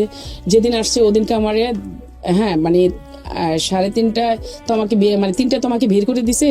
আর আরেকটা সময় গেছে, আধা ঘন্টার মধ্যে আমার পায়ে টিপাইছে, প্রায় 25 মিনিটের মতো পা টিপায় ও ঘুমিয়ে যায়। পরে যাক মানে যে হলো, তো এরকম করে প্রতিদিন 1.5 মাস আমাকে পায়ে টিপাইছে। ওর সাথে মানে যে সময়টা কাটাই, রাত 12টায় 1টায় যাইয়া যে সময়টা কাটাই, মানে ওর মায়ের দিনের বেলা সারাদিন ব্যস্ত রাখে কাজ দিয়ে, আর ও রাতের বেলায় মানে ওর মায়ের রাত 12টা পর্যন্ত আমাকে কাজ দিয়ে ব্যস্ত রাখে, আর ও আমাকে যে সময়টা যাবে ও করে পাউটি পাবে। তো আস্তে আস্তে পাউ টিপি, মানে এরকম করে পাউ টিপি ও ঘুমায় যায়। আর সারা রাত্র ওর পায়ের নিচে যেটুকু সময় পাই পায়ের নিচে পড়ে পড়ে কান্না করি। তো আমার দাদি শাশুড়িরা পাশের ঘর থেকে আসে, হ্যাঁ ওকে বলে, হেই তুই কি মরে গেছস? আমরা পাশের ঘর থেকে ঘুম ভাঙ্গে এসে পড়ছি, আর তোর বউ এইভাবে কাঁদতেছে, তোর খবর নাই? হ্যাঁ, টিনের মধ্যে এসে বাইরে বাড়ি করে। তো পরে হ্যাঁ কিসে তুই মরে গেছস, তোর বউ তোর ঘরের মধ্যে কান্না করে, আমরা পাশের ঘর থেকে ঘুম ভাঙে আসে করি, আর তোর খবর নাই? হ্যাঁ, তো আমি জীবন দিয়ে কান্না করলাম, জীবন দিয়ে মানে কাজ করলাম, ভালোবাসলাম, কিন্তু তার বিনিময়ে আদৌ পর্যন্ত কিছু পাইনি। তো এরপরে কি করলো, ও চলে যাবে। পরে সিডি কয় আমার মামা মানে মামানির বাসায়। তো মামানির বাসায় ওখানে নিয়ে রাখছে। ওরা বলতেছে যে তোর মামানির বাসায় কেন? আমি আনছি মামানির জন্য সিডি। পরে ও কি করলো, মানে এরকম করে মানে ছুটির সময় হয়ে আসছে, ও সিডি মেডি মামের কাছে দিয়ে ও আইসা পড়বে। ওর বাড়িতে একটা সিনকেট হইতেছে, পরে এর মধ্যে আমাকেও ঢাকা নিয়ে আসবে না, কারণ আমি বিদেশ যাইতে নিষেধ করতেছে, আমাকেও ঢাকা নিয়ে আসবে না। তারপরেও আবার কেন যে মত পাল্টাইছে, ঢাকা মানে নিয়ে আসছে। আনার পরে আমি যেদিন ওর ফ্লাইট ওদিনকে সকালবেলায় আমাকে কাপড় আয়রন করতে দিছে। তো আমার তো এখন কাপড় আয়রন করার মন মানসিকতা না, ওকে কিভাবে ধরে রাখবো, ওর ফ্লাইটটা আমি কিভাবে মিস করবো, আমার কল্পনা হচ্ছে ওটা, ঠিক আছে। তো ও কি করছে, মানে ওর শার্ট মানে পুড়ে ফেলছি, তো আমি ওর বোনকে বলতেছি, দেখেন আপু আমাকে মানে এটা দেওয়া কি ঠিক হয়েছে, মানে ওর শার্ট গুলো তো ওখানে যাই আয়রন করতে পারতো, বা আমার এখন মন মানসিকতা ভালো না, এখন ওর কাপড়টা যে পুড়ে গেছে, ও আমার এসে ঠাস করে গালে একটা বসাই দিছে। মানে কথায় কথায় গায়ে হাত তুলতো? হ্যাঁ, একদম কথায় কথায় মারতো, গায়ে মানে হাত বসা দিছে, মানে চলে যাবে, এই যে এখন এই শার্টটা আয়রন হইলে পরে মানে খাবার দাবার সবকিছু শেষ, চলে যাবে এখন, ঠিক আছে। তো গালে বসা দিছে। পরে আমি বলতেছি যে এখনো কি এটা মানে দরকার ছিল, হ্যাঁ। পরে ওর মনে করে যে তোর কি মানে এটা উচিত হয়েছে। পরে ও আমাকে এয়ারপোর্ট নেবে না, ঘর একটা রুমের মধ্যে একটা বেডরুমে আটকায় পিছনতে সিটকানি লাগায়া ওই এয়ারপোর্ট চলে গেছে। আমি মা উপরে কান্না করতেছি যে আমি এক সেকেন্ড শুধু কথা বলবো, মানে এভাবে কান্না করতেছি, বলতেছি। পরে ওরা আমার মায়ের সিটকানি খুলে দিয়েছে মতন ও তো এয়ারপোর্টে চলে গেছে। আমি মেন গেট আবার লক করে রাখছি বাহির দিয়ে, মেন গেট যেতে না পারে, হ্যাঁ না যেতে পারি। আমি করছি কি বেলকনি দিয়ে লাফ দিছি, একদম গ্যারেজে পড়ে গেছি, যে যাতে আমি ওর কাছে চলে যাব, মানে এয়ারপোর্টে চলে আসবো, মানে চলে যাবেন ওর সাথে। হ্যাঁ। পরে কি করলো, মানে আমার মা মানে হাউমাউ করে কান্না করে, পরে আমার মা আমাকে জড়ায় ধরে নিয়ে এই 4 তলার উপরে উঠাইছে। পরে আমি তো মানে পরেও দেখেন মরি নাই, গ্যারেজে পড়ে গেছে, তারপরেও মরি নাই। মানে আল্লাহ যদি তখন আমাকে মৃত্যু দিত, আমার জীবনের লাইফের মানে অনেকটি করুণ কাহিনী আমি হয়তো আর ঘটতো না। তারপরে ও চলে গেছে, চলে যাওয়ার পরে আর কোনো চিঠিপত্র নাই, কিছু নাই। ওর বোনকে বলে গেছে যে আমি যাওয়ার পরে ওদের বাড়িতে দিয়ে দিবেন, ঠিক আছে। তো এখন ওর বড় বোনকে বলতেছি, যেটা এয়ারপোর্টে আছে, উত্তরাতে থাকে, ওকে বলতেছি যে আপা এই কাজ করে গেছে, এখন আমি আপনাদের বাইরে বউ থাকবো কিনা, হ্যাঁ, বা কি করব সেটা আমি ডিসিশন নিব। আমি বাড়িতে যাই, আমার অভিভাবকের সাথে আমি ডিসিশন নিব আমি কি করব। পরে বললো এই আমি এখন ফাইনালি সব শুনতেছি, ঠিক আছে। আমার ননাসে বলতেছে যে বাইরবো, আমি তোর অ্যাবসেন্টে আমি ওকে বলছি যে তোর এই বউ মানে যে ধরনের কাজ তুই করছস, তোর এই বউ মানে হয়তো টিকবে কিনা দেখিস। বউ যাবো কোথায়, ও যে মামির সাথে চলাফেরা করে, আবার মামির না আমার ননাসের জামার যেদিনকে ফ্লাইট থাকে, নাইট ডিউটি থাকে, ওদিনকে বোনের বাসায় না মামির মানে এক রুমে থাকে। তো এগুলো আমার ননাসে দেখে তো ওকে শাসন করছে, বলছে যে এই অবস্থা, তুই মানে তোর বউ মানে দেখ হাতে ঠেললে মানে লক্ষ্মী ফালাস না। তো বলছে বউ যাবো কোথায়, মামি চলে যাবে, বউ যাবে না। এটা আমার একটা ননাসে আমার কাছে বলছে, বাইরবো আমি আমার বাইরে অনেক বুঝাইছি, অনেক বলছি, আমার বাইরবো বলছে, বাইরে বলছে বউ যাবে কোথায়, বউ থাকবে মানে মামি চলে যাবে। তো এখন তোমার ডিসিশন, কারণ ও তো জানে, ওর ভাইয়ের চালচলনটি তো জানে, সেজন্য আমার উপরে ডিসিশন দিয়ে দিছে। তারপরে আমি ঢাকা থেকে কুমিল্লা চলে গেলাম, যাওয়ার পরে তাদের বাড়ি থেকে আমি এরকম একটা মানে শক্ত হইতেছি, ঘৃণায় মানে আমি কেমন যে হয়ে যেতেছি এখন। তো পরে আমি আমাদের বাড়িতে গেছি, আমার শ্বশুর বলে যে যাওয়া যাবে না। আমি যাওয়া যাবে কিনা না যাওয়া যাবে সেটা আমার ব্যক্তিগত ব্যাপার, আপনার ছেলের ভাত আমি খাবো কিনা সেটা আমার ইচ্ছে, আমি আপনাদের এখন কেউ না। আমাকে দরজা আটকাইয়া যখন তারা ফ্লাইট করে মানে চলে যেতে পারছে, তাহলে ওর আর আমার কি দরকার। হ্যাঁ, পরে আমাদের বাড়িতে আসছি, আসার পরে আমার মাকে বললাম, মানে আমার বাবা মার একসাথে বসাইয়া বললাম যে দেখো তোমরা একটা ডিসিশন নাও, কারণ এই ছেলে দিয়ে আমার লাইফ যাবে না, এই ছেলে দিয়ে আমার সংসার হবে না। কারণ আপনি বললেন হ্যাঁ, আমার বাচ্চা কাচ্চা হয়নি, এখনই আমার একটা ফাইনাল ডিসিশন যাওয়ার একটা সময়। তো আমার মাই বলতেছে যে পরে নিয়ে আবার আফসোস করো। ওই কথাটা আমার আদৌ পর্যন্ত আমি ধরে রাখছি, যে আমার যে কখনো আফসোস করতে না হয় যে আমি কেন আগের স্বামীর ভাত খাইলাম না, ঠিক আছে, ওইটা মাথায় রাখছেন। হ্যাঁ, আমার বাবা পছন্দ করে বিয়ে দিছে, আর আমার মার এই কথাটা আমি মনে রাখলাম, কারণ আমার কষ্টটা কিন্তু কেউ দেখলো না। হ্যাঁ, আমার মাকে আমি বললাম যে এই ছেলে দিয়ে আমার সম্ভব না সংসার করা, আমার এখনো বাচ্চা কাচ্চা হয় নাই, তোমরা ডিসাইড করো। তখন আমার মা প্রশ্ন করলো যে মা আবানি কখনো আফসোস করো। হ্যাঁ, তখন বলছি যে আলহামদুলিল্লাহ কখনো আফসোস করবো না, আমি তোমার কথাটা মাথায় রাখবো। হ্যাঁ, পরে আস্তে আস্তে আস্তে আস্তে আমার মেন্টালি অন্যরকম হয়ে যাচ্ছে, মানে আমি কষ্টে ওর জিদগুলা, তখন আমি এরকম ভাবে আবার বুদ্ধি নিছি যে আমি যদি অন্য ছেলের সংসারে চলে যাই তাহলে তো ওর প্রতিশোধগুলো আমার আর নেওয়া হবে না। তো আমি ওর সংসারে থেকে আমি ওর পাল্টা জবাবগুলো আমি দিয়ে দিব, ঠিক আছে। পরে আমি কি করলাম, মানে আর এগুলা মাথার থেকে জেরে ফেলে দিলাম। ফেলে দেওয়ার পরে আমি একদিন আমার একটা খারাপ সিচুয়েশন তৈরি করতে চাইছে আমার শাশুড়ি। তো এটা আমার ননাসকে আমি ফেস করছি, ঢাকা আসছি, এসে ওকে অনলাইনে আমি এই যে 10 লাইন থেকে ফোন দিচ্ছি, ফোন দিয়ে ওকে জানাইছি। জানানোর পরে বলছে যে আমি 1 সপ্তাহের মধ্যে আসতেছি, তুমি তোমাদের বাড়িতে চলে যাও। তো আমি আমাদের বাড়িতে চলে যাবো কেন? তুমি তো আমার বলছো যে তোমার মার পা ধুয়ে পা টিপে খেতে হবে, তো তুমি এইভাবে তুমি যদি কাউকে লেলিয়ে দিয়ে রাখো, তোমার মাকে বলে এই অধিকার দিয়ে রাখছো তোমার মা এই, তাইলে আমি এইভাবেই তোমরা এইভাবে চাইলে আমি এইভাবেই খাবো। কয় না, তুমি তোমাদের বাড়িতে যাও, আমি আসতেছি। পরে আসছে মানে 10 মাস পরে আর কি, মানে 3 মাস পরে এই ঘটনা মানে ঘটাইতে চাইছে। 10 মাস পরে মানে 10 মাসের মধ্যে চলে আসছে। আসার পরে এই একই কাহিনী। আমার মেন হচ্ছে বাচ্চা হয়নি, তো আমার বাচ্চা নেওয়ার আগ্রহটা ওকে দেখাচ্ছি, ও বাচ্চা নিবে না, ঠিক আছে। 10 মাস পরে যখন আসছে বাচ্চা নিবে না, আমি লুকাইয়া ওষুধ খেয়ে বাচ্চা কনসিভ করছি। এই বাচ্চাকে নষ্ট করার জন্য অনেকটাও চাইছে। ওর মামির সাথে এমন ভাবে রিলেশনে জড়ায় গেছে, ও কিছুতেই আমার কাছে ফিরে আসবে না, ঠিক আছে। এগুলো আর কেউ জানতো না আপনি ছাড়া? হ্যাঁ, সবাই জানতো, ওর অভিভাবকরা সবাই জানতো। তো মামির মামা ছিল না? হ্যাঁ, এটা নিয়ে অনেক মামলা হয়ে গেছে। মামলা বলতে কে মামলা করছে? ওর মামা ওকে মারার জন্য মানে গ্রামে নিয়ে একদম 4 দিন পর্যন্ত ঘুম করে 50,000 টাকা গুন্ড ভাড়া করে নিয়ে গেছে ওকে মারার জন্য। তারপরে ওখান থেকে মানে বের হওয়াটা। মামিকে ডিভোর্স দেয়নি কেন? হ্যাঁ, মামির ক্লাস 10 এ পড়ে বাচ্চা, তখন আমার বয়সী মামি। এই জন্য ডিভোর্স দেওয়া যাবে না? মামিকে ডিভোর্স দিলে মানে ওরা চাইছে মামায় যে তোর ঢাকার জমি আমার নামে লিখে দিবি, আমার ওয়াইফের নামে লিখে দিবি, নাইলে ইয়ে করবো। তারপর আপনি যখন জানলেন আপনি তখন কি করলেন? আমি তখন মানে হতাশ।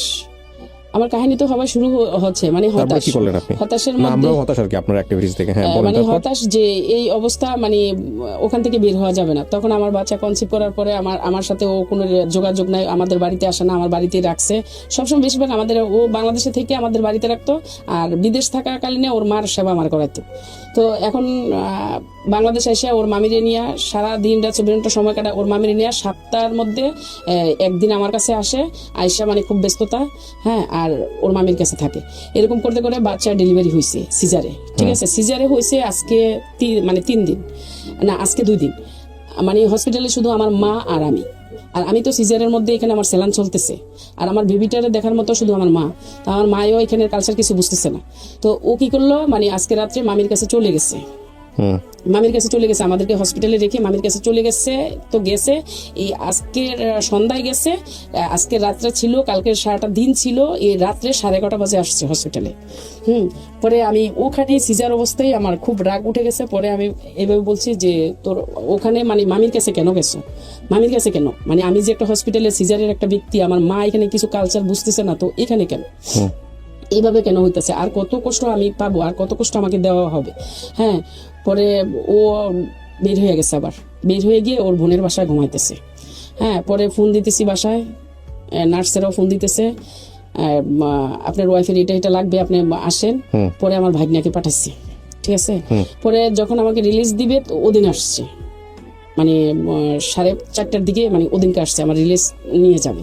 তো আসার পরে যাক বেবিটারে দিন চলে যাচ্ছে, এমন করে 7 মাস পারি দিলাম, ঠিক আছে। 7 মাস আমার বাবার কাছেই ছিল। আপনার ফার্স্ট বেবি হওয়ার পরে? হ্যাঁ, ফার্স্ট বেবি হওয়ার পরে ও কখনো মানে ওকে এক গজ কাপড় কিনে দিয়ে দেখায় নাই যে আমার বেবিটা। ফার্স্ট বেবিটা কত সালে হয়েছে? 98-তে। তো পরে যাইয়া ও কি করলো, মানে এই আজকে মানে এমন উদাসী আমার বাড়িতে মানে আসছে, আয়সা বলতেছে যে তুমি কি চলে যাবে? কয় না, আমি 3-4 দিন থাকবো। আমার যে কি খুশি, কি আনন্দ। আর আমার ভাবিও আমাদের বাড়িতে, আমার মা ঢাকা সিফে ব্যাগে, ঠিক আছে। তো ভাবি বলতেছে আমি যখন সকালবেলা উঠে গেছি, তো ভাবি বলতেছে তোমার এখানে উঠে আসতে হবে না, তুমি যাও, রুমে যাও। আমি কেন, আমি ব্রেকফাস্ট বানাবো, মানে আমি চাই ভাবিকে কষ্ট দিব না আমার হাজবেন্ডের জন্য, ঠিক আছে। তো আমি ব্রেকফাস্ট বানাতে আসছি, ভাবি আমাকে জোর করে পাঠা দিছে, কয় আমি কি এই 2-3 জনের ব্রেকফাস্ট আমি বানাতে পারবো না, তুমি যাও। যায় আমি মানে ঘরে গেছি, দেখি ও রেডি হইতেছে। আমি তুমি কোথায় যাচ্ছ? তুমি বল যাবে না, ভাবি ব্রেকফাস্ট বানাইতেছে। কয় আমার মনে হয়েছে চলে যাও। তখন আমার মাইন্ডে পাচ্ছে কি মনে হয়েছে চলে যাবে, 3-4 দিন থাকবে।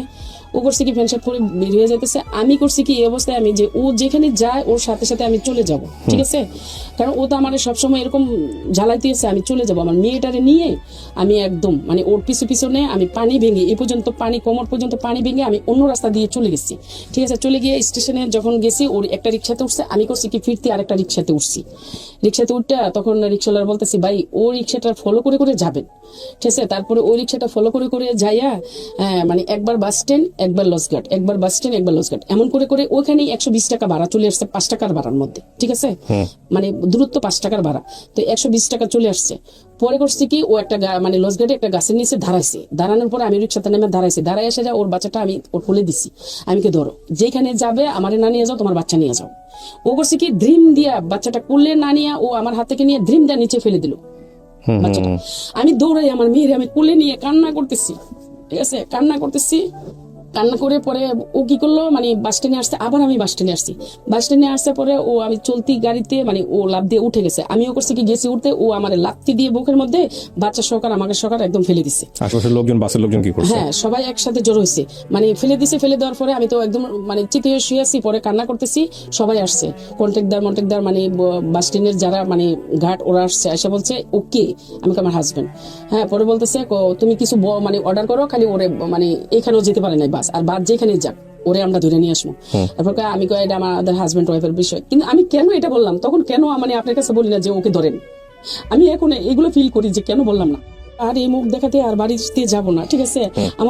আমার বাপের বাড়িতে কাজের লোক দিয়ে কাজ করে, আমার ভাই তো মেজর, ওনার ব্যাগ টানার জন্য মানে আর্মির থেকে লোক দেওয়া হয়েছে, ঠিক আছে, আমি গেছি একটা কাজ খুঁজতে, তো এখন আমি এতটা কিছু চিনি না আমাদের সদরের মধ্যে, ঠিক আছে, তো আমি করছি কি আমার রিলেটিভের মানে সম্পর্কে মানে কাকার তো যেটা তো বোন হয়, ওদের বাড়িতে গেছি, ওরা আমাকে তেমন একটা চিনে না, তো আমি যে স্কুলে পড়াশোনা করছি তো ওই আফুর মেয়েরাও ওই স্কুলে পড়াশোনা করছে, ওই খাতিরে আমার দেখে ফেলছে, ঠিক আছে, আফুর মেয়ে। তো আমি বলতেছি আপনাদের বাসায় কি কাজ আছে? না আমাদের তো কাজের লোক নাই। আমি আপনাদের যদি কাজের লোক থাকে তাহলে আমাকে শুধু ভাত দিলেই হবে, আমার বাচ্চাটারে মানে খাবার দিলেই হবে, আমারে দিতে হবে না, আমি অনেক পরিশ্রম করব।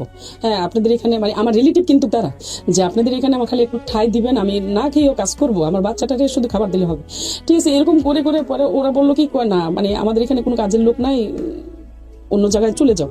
এমন করে 8-10টা বাড়িতে আমি কাজ খুঁজলাম, ঠিক আছে, কাজ খুঁজে কোথাও কেউ কাজের লোক রাখে না, আর তখন আমি ইয়াং একটা মেয়ে। আপনি কাজের লোক খুঁজতেছিলেন কেন? আপনার বাড়িতে কি টাকার অভাব আছে? আপনাকে না না আমি আর বাড়িতে যাবই না। কেন যাবেন না? আর ফিরে যাবো না বাড়িতে, মানে আমার হাজবেন্ড যদি আমাকে এরকম করে, হাজবেন্ডের সাথে না যাবো, আপনি আপনার নিজের বাবার বাড়িতে যাচ্ছিলেন না কেন? না যাচ্ছি না, আর যাবো না, মানে আর ইচ্ছে কেন যে করতেছে না। কেন করতেছে না? মানে ওর যেহেতু ও আমার ত্যাগ দিতেছে, তাহলে আমি সবই ত্যাগ দিয়ে মানে আমার মেয়েটা নিয়ে আমি শুধু একা বাঁচবো, এরকম আমার ইচ্ছে। এটা মানে 98 লাস্টে। বাবা বেঁচে ছিল তখন? হ্যাঁ বাবা বেঁচে ছিল। তো তখন আমি করছি কি আমার আর সবার বাড়িতে খুঁজে খুঁজে আর কি করব, মানে একদম বিকেল হয়ে আসছে, পরে আমার খালাতো ভাইয়ের দোকানে গেছি, খালাতো ভাইয়ের দোকানে গেছি মতন আমার খালাতো ভাই আমার গেটার শট দেখে একদম মানে চিৎকার দিয়ে উঠছে। আপনার ভাই তখন আর্মিতে? হ্যাঁ মানে তখন আর্মিতে রিটায়ার্ড হয়েছে, আজকে 3 বছর 4-5 বছর। আপনার ভাই জানতো তখন এগুলো হচ্ছে আপনার সঙ্গে? না। তো পরে কি করছে মানে আমার খালাতো ভাই দেখে হাউমাউ করে কান্না করে পরে হোটেল থেকে মানে ভাত নিয়ে আসছে, আইনা বলতেছে বোন আগে তুমি খাও। আমি কই না ভাই আমার খাবার দাবার চলে না, আমি কান্না করতেছি আর এই কথাগুলো বলছি। বলার পরে আমার খালাতো ভাই শুনে পরে আমার খাবার দিয়ে আমার মেয়েরে মানে খাবার টাবার আইনা দিয়ে। আচ্ছা আমি আপনাকে প্রথম যে প্রশ্নটা করতে চাই এতক্ষণ শুনে, কারণ আমার নিজের অস্থির লাগতেছে এই গল্পটা শুনতে। হ্যাঁ কেন লাগছে আমি বলি, কারণ আপনি তো মানুষকে বলার জন্য আসছেন, নিজেকে হালকা করার জন্য আসছেন। একটা মানুষ জেনে শুনে, ধরেন আপনাকে নখে যদি আমি আলপিন দিয়ে গুতা দিই, আপনি কি করবেন? নোকটা সরাই নেবেন না? খুব যদি ভালো মানুষ হন, বিনয়ী মানুষ হন, নোকটা সরাই নেবেন, কিছু বলতে পারতেছেন না। হ্যাঁ সিচুয়েশন আমি যেটা বলতেছি মুখে অ্যান্সার দিন, কারণ লোকজন নাহলে বুঝবে না, অডিও তো। আচ্ছা আর যদি কষ্ট পান মুখ দিয়ে সাউন্ড করবেন, তারপর আলপিনটা কেন ফুটাইলাম এটা তো আপনি জিজ্ঞেস করবেন। আমি কি বুঝতে পারছি আপনাকে কথাগুলো? অথবা এরকম হতে পারে যে আলপিনটা যে ফুটেছে সে অন্যায় হয়ে ফুটেছে, তাকে আপনি আলপিনটা নিয়ে আলপিনটা ফুটাই দিবেন, অথবা আপনি তাকে ধরবেন তুমি কেন, অথবা বুঝাবেন, কিছু একটা করবেন। তো এটাই তো মানুষের স্বাভাবিক আচরণ। যদি আপনি সেটা না করে আপনাকে একটা গুতা দিচ্ছে, আপনি একটু পরে নোকটা আরেকবার দিচ্ছেন, সেও আরেকবার গুতা দিচ্ছে, আপনি নোকটা আগে দিচ্ছেন 10 টাকার। শুনেন আমি এই আপনাকে এটা আনসার করেন আগে 10 টাকা। আপনি আমার কাছে গল্পটা বলতে আসছেন, আপনি যদি আমাকে যদি একসেপ্ট না করেন, আমার কথাগুলো যদি একসেপ্ট না করেন, তাহলে কিন্তু এটা এরকম হলো যে আমার বলতে আসছে আমি বলে চলে গেলাম, মানে ওয়াশরুমে গেছি, ঠিক আছে, ওয়াশরুমের কোন ডেকোরাম মানলাম না, নিজেকে হালকা করে চলে আসলাম, আবার যা খাবো ওই পেট খারাপ ঠিকই হবে, বিষয়টা এরকম হয়ে গেল। আপনি আগে জিনিসটা নেন, কারণ আপনার এই গল্প লক্ষ লক্ষ আমি জানি তো আমি বলি কতক্ষণ পর্যন্ত গেছে অ্যাকশন? একদম থানা পর্যন্ত চলে গেছে। আপনি সৌদি মামলা করছেন আরবে কখনো? হ্যাঁ মানে কয়টা জিডি মামলা করা করছেন? হয়েছে, ওর জন্য 4টা জিডি করা হয়েছে। জিডি করছেন কিন্তু মামলা করেন নাই, মামলা থেকে যায়ও নাই। না মামলা ওই যে সবাই এটাই আপনি বলছে, সবকিছুর যেমন আগে আপনি আমাকে এখানে শুধু কিন্তু আঘাত পেয়ে আসছি আপনি গল্প শোনেন, বলতে, আপনার এবং থানার তারা বলছে যে আপনি মামলা করলে ও বের হয়ে যাবে। হ্যাঁ। থানা কোর্ট কি বলতেছে সেটা পরের হিসাব। আপনার নিজের জায়গাটা থেকে তো কিছু করার ছিল। আপনার সংসার কত বছরের? 28 বছর চলছে। 28 বছর। আপনি স্টিল তার সঙ্গে আছেন না? হ্যাঁ। কেন আছেন? আপনি শুধু এটা আমাকে আমি প্রশ্ন নিজেও জানি না, মানে কেন আছে এখনো জানি না। এইটা আপনার না জানাটা অপরাধ। মানে এইটা না জানা কিন্তু অপরাধ। আমি আপনাকে একটা কথা, আমি আপনার সংসার ভাঙতে চাই না, বাট জীবন সর্বপ্রথম হচ্ছে জীবন। এই জীবন আপনি বলতেছেন বারবার আমার গল্প শুরু হয়েছে মাত্র, আমি নিতে পারতেছি না আপনার গল্প, কারণ আপনি জানি আপনার ফার্স্ট সন্তানটা মারা গেছে না? আপনি একটু আগে বলতেছিলেন মারা গেছে কিনা? মারা গেছে। কত বছর বয়সে মারা গেছে? তখন মানে ওর 16 বছর চলে, যখন এসএসসি দিব 45 দিন বাকি ছিল, টেস্ট পরীক্ষা মানে 2টা বাকি ছিল। আপনার এই সন্তানটা মৃত্যুর জন্য কি আপনার হাজবেন্ড দায়ী? আমার হাজবেন্ড। আপনি বলতেছেন, আপনি মা হয়ে কিন্তু এটা বলতেছেন, লক্ষ লক্ষ আপনি কিন্তু আল্লাহর কাছে দায়ী থাকবেন কথা আমি বলার জন্য। অগ্র আল্লাহর কসম, মানে কোরআনটা এখানে নিয়ে 2টা কোরআন 2 জায়গায় নিয়ে বলবো যে আমার হাজবেন্ড দায়ী। তাহলে এইরকম একটা মানুষকে আপনি 28 বছর ধরে প্রশ্রয় দিচ্ছেন, আপনার গল্প আর 1 মিনিটও শুনতে ইচ্ছা করতেছে না আমার। আপনি বিলিভ মি, আপনি কখনো মানসিক ডাক্তারের কাছে গেছেন? এখন যেতে হবে, 28 কারণ বছর আমার আপনি জানেন কষ্টগুলো আসলে সত্যি কেউ বিশ্বাস করে না। না, বিশ্বাস করার প্রশ্ন ওঠে না। একটা মানুষ যদি, এটা এক ধরনের মানসিক রোগ। আপনি নিজের নামটা এখানে গোপন করছেন, আমি আপনাকে বলেছি নিজের নামটা গোপন করতে, ঠিক বলি নাই? বলেন আপনারা গল্প আর কি আছে? যখন আপনি বলেন যে 16 বছরের একটা সন্তান মারা গেছে আমার হাজবেন্ডের কারণে, এর চেয়ে পৃথিবীতে আর কোনো জঘন্যতম ঘটনা থাকতে পারে না, যদি কথাটা সত্য হয়ে থাকে। আপনার এই স্টেটমেন্ট তার জীবনটাকে শেষ করে দেওয়ার জন্য এনাফ।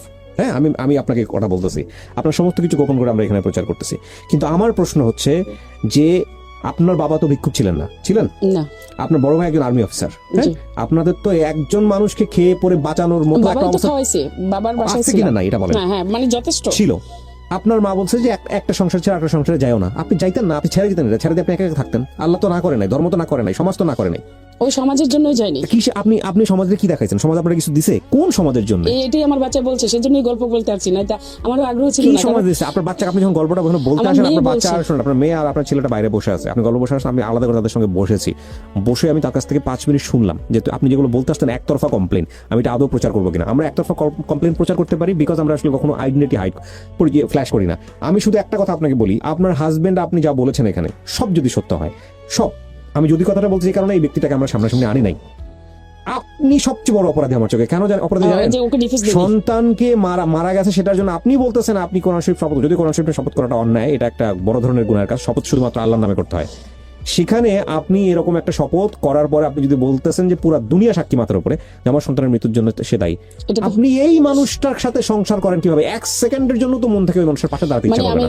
আমার শোনেন, দুর্বলতা আমার এই জায়গায় যে আমার বাচ্চার জন্য আমি সংসার করে গেছি, শুধু বড় সন্তানটার জন্য আমি সংসার করে গেছি, ওটাকে আমি ধরে রাখতে পারিনি। তারপরে আপনার বড় সন্তান যখন মারা যায় তখন আপনার ছোট 2টা সন্তান হয়েছে। হ্যাঁ, আপনার এই 2 সন্তানকে সেভ করার জন্যই তো আমি যদি আপনার কথা না শেষ করি, আপনার এই 2 সন্তানকে সেভ করার জন্যও তো আপনার ওর কাছ থেকে সরে আসা উচিত ছিল, না তো এই দুটোকে মেরে ফেলবে যদি আপনার কথা আমি বিশ্বাস না করি। মেরে ফেলতেছে আমার ছেলে, তো এইজন্য গল্প আমার ছেলেও বলতে আসছে। না, আপনার ছোট ছেলে ওখানে বসেছিল, আমি আপনার বড় মেয়েটাকে জিজ্ঞেস করেছি আমি যে কি সত্যি তুমি ও ক্লাস 10-এ পড়ে, তোমার মা যা বলবে এগুলো সত্যি? হ্যাঁ। তারপর ওকে দেখিয়ে বলেছে যে আপনি ওকে জিজ্ঞেস করে দেখেন, কালকে ওর গায়ে হাত তুলেছে। তা আমার কথা হচ্ছে যে মানসিকভাবে অপ্রকৃতস্থ, বাংলাদেশের নারী অধিকার একটা আইন আছে, আপনি জানেন? নারী শিশু নির্যাতন একটা আইন আছে। গেছি, ওখানেও গেছি, ওরাও ওকে উল্টেছে। মানে আসলে ওকে কেন কেউ কিছু করতে পারে না, আমি সেটাই আপনার কাছে শেয়ার করতে আসছি। ওকে কেন কেউ কিছু করতে পারে না? আমি তো পারি নাই, মানে আমি তো দুর্বল জায়গা, পারি না আমি সন্তানের জন্য। কিন্তু আইনেও কেন ওকে কিছু করে না? আইনে কে বলেছে আপনি শক্ত হন? আইন শক্ত হবে। আইনে কে বলছে পারে না? আইনে আপনি উইক। আপনি 28 বছর ধরে নিজের উইকনেস দেখাইছেন, ওকে দুর্বলতা দেখাইছেন, এবং ও বুঝে গেছে যে একে আমি যাই কিছু করি না কেন আমাকে ছেড়ে কোনোদিন যাবে না। ও আপনাকে টেকেন ফর গ্রান্টেড নিয়ে নিছে, সারা জীবনের জন্য গ্রান্টেড। আপনাকে ও মারবে, কাটবে, হ্যাঁ, সবকিছু ক্ষতি করবে, তারপর আপনি ওকে ছেড়ে যেতে পারবেন না। আপনার মানসিক দাসত্ব বুঝে গেছে, যে কারণে আপনার কথাগুলো যদি সত্যি হয়ে থাকে, যে কারণে ও আপনাকে যাচ্ছে তাই ইউজ করতেছে, তাহলে যেভাবে খুশি সেভাবে ইউজ করতেছে। শোনেন, এখানে একটা কথা বলি, আজকের এই গল্পটা প্রচার কেন করলাম এখানে, আমি একটা কথা বলি আপনাদের সবাইকে, ইনক্লুডিং মি। আমি কোনো মহামনীষী টাইপের মানুষ না, আমি শিখতেছি, জানি, বুঝি, শুনি, সেখান থেকে বলি। আমি যে সত্য মানে পারফেক্ট তাও না। আমি একটা জিনিস বুঝি, সম্পর্কের জায়গাটাতে যখন এক পক্ষ বুঝে যায় যে আরেক পক্ষ আমি যাই কিছু করি না কেন সে আমাকে ছেড়ে যাবে না, হ্যাঁ, যাই কিছু করি না কেন এ আমার পায়ের কাছে পড়েই থাকবে, তখন সে তাকে সারা জীবনের জন্য টেকেন ফর গ্রান্টেড নিয়ে যায়, ওই ফুটবলের মতোই খেলতে থাকে। এবং একটা মানুষ যখন সবকিছু অন্যায়ভাবে আচরণ করে নিতে হাসিল করে, যেমন ধরেন আপনাকে সে বলতেছে পানের বাটাটা আগায় দাও, আমি খুব সহজ করে একটা উদাহরণ দিচ্ছি, সে পান খায়, আপনি পানের বাটাটা সুন্দর করে বললো, আপনি আগায় দিলেন না, তারপর যদি 2টা গালি দিয়া বলে আপনি যদি তখন এই কাজটা করেন, ও সারা জীবন আপনাকে গালি দিতে থাকবে ওর কাজ হাসিলের জন্য, সারা জীবন গায়ে হাত তুলতে থাকবে। এটা ওর প্র্যাকটিস যদি হয়ে থাকে, তাহলে ডেফিনেটলি ও এখান থেকে সরবে না। ও আমার তাহলে ডেফিনেটলি ওখান থেকে সরবে না। এখন কথা হচ্ছে যে আপনি যদি ওকে এইভাবে রিসিভ করতে থাকেন একের পর এক, তাহলে এটা ওর সমস্যা না। আমি রিসিভ করি, না কিন্তু এটা ওর সমস্যা, তাহলে এটা ওর সমস্যা, এটা আপনার সমস্যা। কিন্তু ও যে আমার মেয়ে মারা যাওয়ার পরে ও 9 মাস পালাই গেছে, এমন বহুবার, আমার না হলে 20 থেকে 30 বার আমার ফেলে দিয়ে দিয়ে চলে গেছে, পরে আবার আমি গেট খুলে দিয়েছি, ও রুমে আসছে। অন্যায় করছেন এটাই আপনি। আপনার যদি আপনি যেটা বললেন, শোনেন, আপনি যেটা সমাজ বলবে, সমাজকে না, সমাজটা এমনি চেঞ্জ হয় না, সমাজকে আমরা চেঞ্জ করি। আপনি তো পুরা দুনিয়াটা নিজের মতো চাইতে পারেন না, পারেন? আপনি সমাজের কথা বাদ দেন, আপনি তো ধর্ম মানেন, রাইট? আপনি ধর্ম তো মানেন। ধর্ম তো আপনাকে একদম 100% রাইট দিয়েছে এরকম মানুষকে ছেড়ে দেওয়ার জন্য, শতভাগ রাইট দিয়েছে।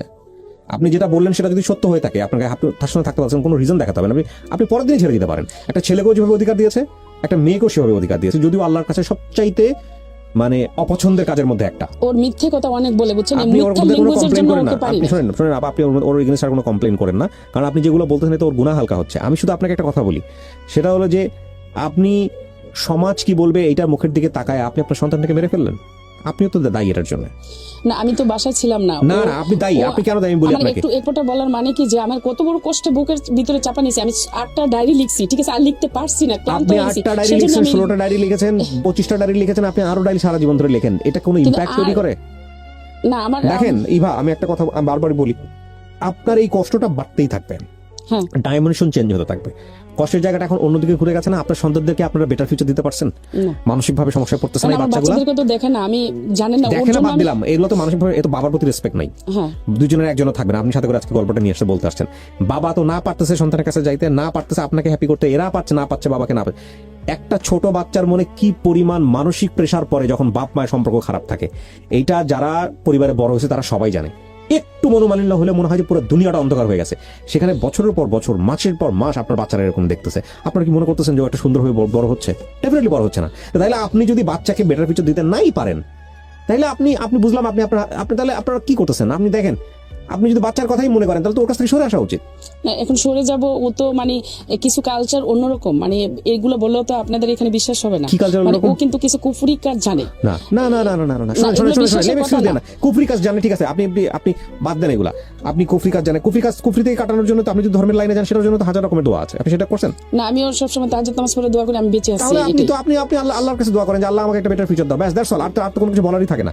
কিন্তু আপনি যদি এগুলাকে এক্সকিউজ দেখান, আমার কথা হচ্ছে যে একটা মানুষ আমাকে ওই আগুনের মধ্যে, ওই পানির মধ্যে তুলে দিয়ে সিদ্ধ করতেছে, নিচে থেকে আগুন লাগাই দিচ্ছে, আমার শক্তি আছে জাম্প করে বের হয়ে যাওয়ার, আমি শক্তি দেখাচ্ছি না, বের হয়ে গেলাম, কোথায় যাবো, কি করবো না করবো, আমি বাচ্চা কি করব, মানে এটা হতাশ। কারণ যার যার ফিউচার, যার যার ফ্যামিলি তাড়াতাড়ি মেনটেন করতে চায়। শোনেন, আপনার উপরে যেমন আপনার গল্পটাই আপনি আমার নিতে চান না, আপনার বিরক্ত লাগছে, আর আমি যদি 3টা বাচ্চা নিয়ে কার উপরে যাব, মানে আমি এরকম একটা হতাশের মধ্যে ছিলাম। 3টা বাচ্চা নিয়ে আপনি দেখেন অপরাধগুলো কত হয়। অপরাধ যখন মানুষ সহ্য করতে থাকে, তখন অপরাধের শিকড় এত বেশি শক্তিশালী হয়ে যায় যে ওখান থেকে মানুষ আর বের হতে পারে না।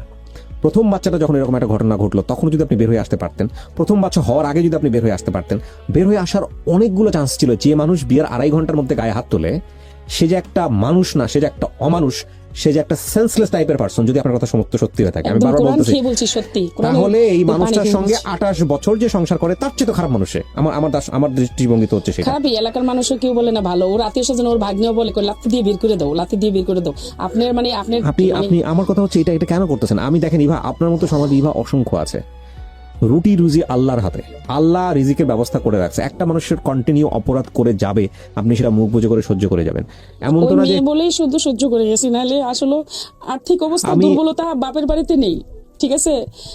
আমি এই গল্পটা এই কারণে প্রচার করতেছি, আজকে দেখেন ইভা কেবলমাত্র সূচনা করেছিল, আমি পুরো গল্পটা নিতে পারলাম না, এখানে আমি নিতে চাইও না, কারণ আমার বাচ্চাদেরকে এখন আমার মেজো ভাই মানে হেল্প করে। আচ্ছা, আমি বৈষয়িক বিষয়তে যাচ্ছি না, আমি শুধু দেখাচ্ছি যে এরকম একটা মানুষের সঙ্গে অনেক অনেক আমাদের সমাজের মেয়েরাই মুখ বুঝে অনেক কিছু সহ্য করে স্টে করে।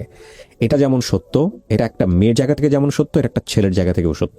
এখানে ইভারা এসে বলে মনে করার কোনো কারণ নাই যেটা একজনের ছেলের জীবনে হতে পারে না। অনেক ছেলেই আছে তার মান সম্মানের কথা ভেবে মাসের পর মাস, বছরের পর বছর এরকম তার জায়গা থেকে তার মতে অমানুষ, কিন্তু তারপরও সে সংসার করে যায়। ছেলেরা আসলে ভাবে বলতে চায় না।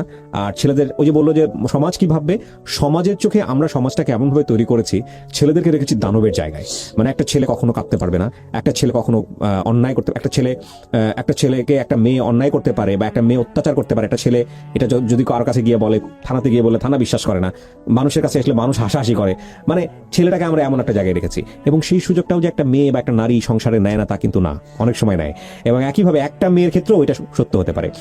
অদ্ভুতভাবে আমাদের সমাজ কাঠামো কিংবা রাষ্ট্রীয় কাঠামো কিংবা আইনি কাঠামো এমনভাবে একটা ইমব্যালেন্স জাস্টিস করে রেখেছে, এই জায়গাটার একটা বড় ধরনের পরিবর্তন দরকার। এবং পরিবর্তনের সূচনাটা তখনই শুরু হবে যখন মানুষ স্পিক আউট করবে, যখন বেশি বেশি করে এই জিনিসগুলো বাইরে আসবে, এবং যখন বেশি বেশি করে মানুষ তাড়না অনুভব করবে, তখন এই জায়গাগুলোর পরিবর্তন হবে। ডেফিনেটলি সামাজিক যোগাযোগ মাধ্যমে এখানে একটা বড় ধরনের ভূমিকা রাখছে। এখানে আমরা দেখি যে কিছুদিন আগে, আমি নাম মেনশন করছি না, একজন ক্রিকেটার, তিনি যাকে বিয়ে করলেন তিনি আরেকজনের বিবাহিত বউ ছিলেন। আমি জানি না ইন্টারনাল কেস কি, বাট এগুলো আমাদের সমাজে এখন স্পিক আউট হচ্ছে। শুধু এটা না, আরো অনেক বিষয় আছে যেগুলো হয়তো একটা ছেলে মুখ ফুটে বলেন না, বা বললেও আমরা এভাবে বিশ্বাস করতে চাই না। কারণ আমরা ধরে নেই আমরা নারীদেরকে এমন একটা জায়গায় রেখেছি, নারী শব্দের শাব্দিক অর্থ রেখেছি অবলা, যারা কিছু করতে জানেন না। এটাও যেমন সত্য নয়, ঠিক একইভাবে একটা ছেলে যে একটা নারীর উপরে চরমভাবে অত্যাচার করেন না সেটাও